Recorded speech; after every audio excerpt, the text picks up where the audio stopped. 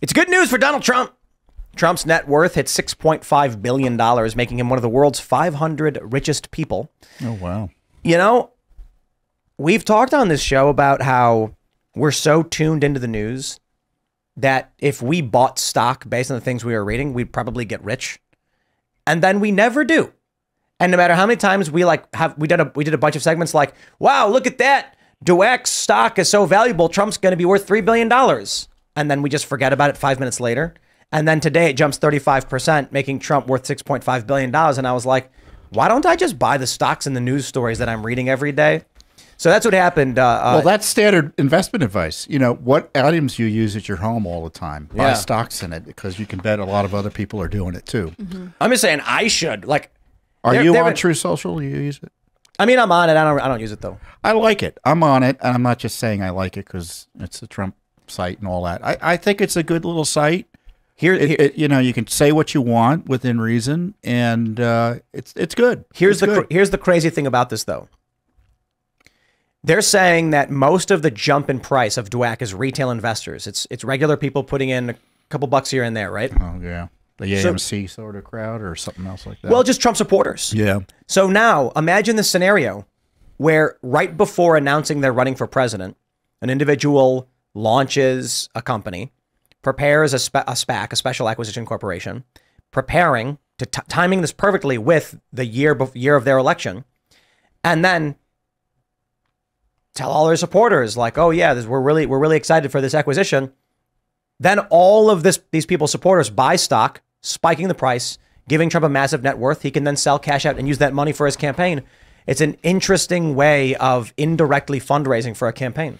Well, the fact that his name caused this spike, it highlights how significant his legal argument was with the Angoran fight about the value of his brand, which was discounted by the Democrat politician judge who tried to destroy his company. This shows his brand obviously is worth something, and it may be elevated enormously because of his run for the presidency, but I suspect he'd be a billionaire or have a few extra billion no matter what he was doing with this program. They're saying on Tuesday the ticker will show DJT for the search. What a fun election year move. But that's what I'm saying. So this means all of Trump's supporters right now are going to buy the stock. They don't need to donate to Trump because the purchase of a single share drives the value up.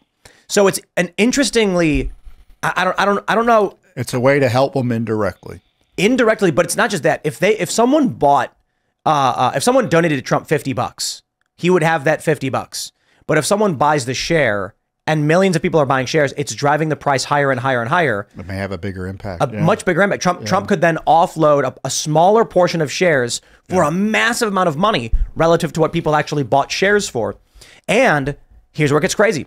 If Trump tells all, or I don't know if he could do this or how it would work, but Trump simply says, we're really excited. DJT is the new stock. It's going to skyrocket. We're thinking it's going to go a lot of money. He's going to get non-supporters seeing a 35% increase in one day. People who don't even like Trump, don't care for Trump, are going to be like, I'm going to make money if I buy this. I might as well buy it. Then they are effectively lending their power to Trump, who can then, after 6 months, so just before the election, offload a bunch. I believe 6 months is the standard for these special acquisition deals. He can get a waiver though from that, right? To offload the stocks before then. Yep. And none of his fans would actually complain about it. They'd say, please, yes, absolutely, Trump, do that. And also, I mean, we were talking about this earlier, but he could take out a loan against the stocks too. Because the value's there, stock and stuff like that. And that's what Musk does, right? He kind of uses his loan as his stock value as collateral for all his spending. So he could very easily come up with well, I don't know about very easily, but I assume that he could very easily come up with a loan to cover what he needs to cover in this and to fund the rest of his campaign if he wanted to. I don't know if it's legal or not. I'm not saying that he should. I could be totally wrong about it. I think, so I don't know. I think there is no limit on self-funding of a campaign. So, I mean, theoretically he could just be like, all right, I'll take out a loan against this stock and then at the end when did retail investment become legal? That was under Obama, right? With the, was it the Jobs Act or something? Oh, I think it was legal before then. It's just a matter of... No, I don't think so. You had to be an accredited investor. There were limits on how you would do it. You had to be an accredited investor with an income of at least $250,000. No, I could be wrong. That's not for stocks, right? Obviously, I'm wrong on that one. That's for direct investment into a startup or something like that. Yeah, there may be different rules for like IPOs and things like that. Right. I think this is just the ubiquity of apps, making it very easy and accessible for the average person. Now we're entering this new. It might be that there was something passed that allowed. Because what Robinhood and stuff, you're not actually purchasing the stock. Right. They own the stock and you're purchasing. That's why you can purchase a small piece of it. Yep. So I think what you're thinking of is there was an act that made that legal. So go ahead. Sorry. No, something like that. I know that maybe you need specific brokerage accounts that operated like bank accounts. Now it's like a really simple app where you put money in. Right. And yeah, you don't actually own the stock or something like this. But now where we are, think about the fundraising potential for future presidential campaigns where you don't even need, you can tell somebody before you even run, be like, you don't even got to donate to a campaign. Buy stock in their company on the public market using one of these apps. And then later on, they could sell against that to anyone who wants it. And you get to keep that piece of the company. You keep your value. It might encourage more businessmen to enter politics. You know, the reason Trump is one of the reasons he's successful is because he has a demonstrated record of success in business that people value.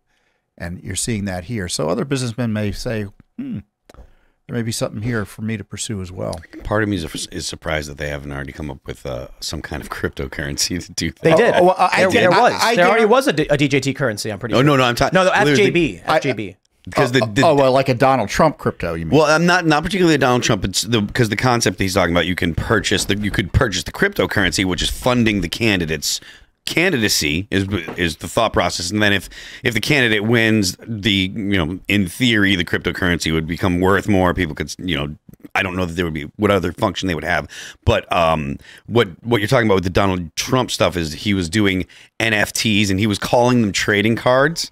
But but he was calling them trading cards so that way boomers would understand what they were, because the boomer has no idea. He's always been good at marketing. Yeah, exactly. This guy could sell Orange Coin or MAGA Coin or whatever he makes. Yeah, he sold all of them. And because they were, because they're NFTs, they're non-fungible, so each one is individually different from the others because of the picture in it and blah blah blah. But it was pretty smart marketing. Imagine this: 2028 election, every Democrat Republican candidate is the majority shareholder in a company that is about to be merged into a special purpose acquisition corporation. And the platform they get from the national campaign cycle, they tell their supporters, we're really excited for the launch of our company. So, take a look. On your own, as let's say you were a mayor of a small town, you ain't going to sell any shares in your stupid little company.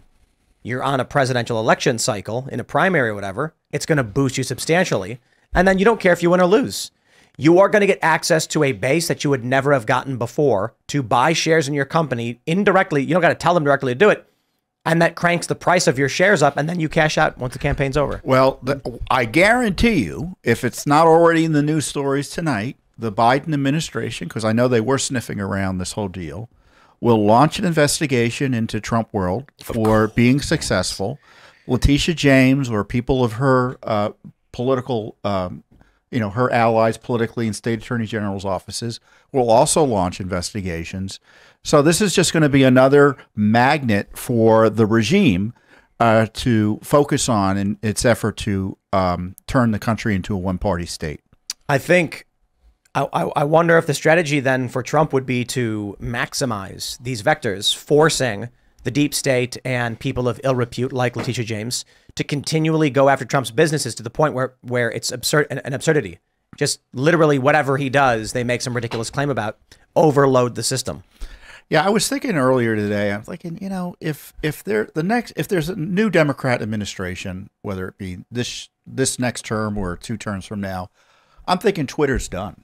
I'm thinking Musk is going to be thrown out of Twitter somehow by the government. And this kind of point, and what happened up against Trump in New York, I think that's a sign, a frightening sign as to what will happen to anyone who crosses the regime. Yep. And they were willing to seize his company. They still could destroy his ability to run for office, all based on a fraud charge, literally a charge that's based on a fraudulent interpretation or application. And that's only a state government too. That's not even the federal government. And the feds have invested. I'm not saying Elon Musk deserves the same sort of protection that, or protection that no one else gets. But what he's doing is so damaging to the left's narratives and their plans for our country. He's going to have to go from their perspective. And I think Twitter is going to end as under the next Democrat administration. I think that you're right. I think that the effect of an Elon Musk tweet cannot be overstated. I mean, any tweet that he tweets, it's teens, 20s, 30 million people, see everything that he does. His reach is extremely broad. Yeah, it is dramatic, and he is brutally critical of the regime. And the criticism are almost always have significant substance. It's not frivolous. It's not just silly stuff. He's talking about the border, which is probably the thing that people are most upset with the Biden administration about. Yeah, because and its impact on elections, which is frightening to the left. For that to be exposed. Exactly. The way that he articulated the consequences of illegal immigration for the Electoral College, for the Congress itself, for the makeup of Congress. I don't know that the average person is aware of it, but it's certainly not at the top of their mind or the front of their mind. But when they hear Elon Musk talk about it, or Elon Musk tweeted about it, they're like, oh, yeah, that really does, doesn't it? That's how they figure out how Congress gets apportioned by the census. And the census doesn't ask if you're a citizen or not. And the people that are, Which when Donald Trump wanted to make that a question, everyone was like, that horrible racist wanting to know who's here legally as a citizen in the country. Yeah, and the thing is, the argument that you get, and I said this, I have said this previously here on IRL, but like the argument you get is, the people that are illegal don't want to talk to people in government. They don't want to, tell the truth and stuff. But the people that are doing the census are absolutely motivated to make sure that the people there know that they're not going to come back with the cops, because the people that are doing the census want to know how many people there are there, the real number, because the more people, the more funding the city's going to get, or whatever locale that's doing the actual census. The idea that the incentives are not all lined up for the people to tell them if they're, the number of people, especially without the fact that they're not going to ask if they're citizens, that's ridiculous to say the incentives aren't there. Thanks for watching this clip from the Timcast IRL podcast. Hang out with us live Monday through Friday at 8 p.m. and become a member over at timcast.com for uncensored, members-only shows exclusive. Thanks for hanging out, and we'll see you all next time.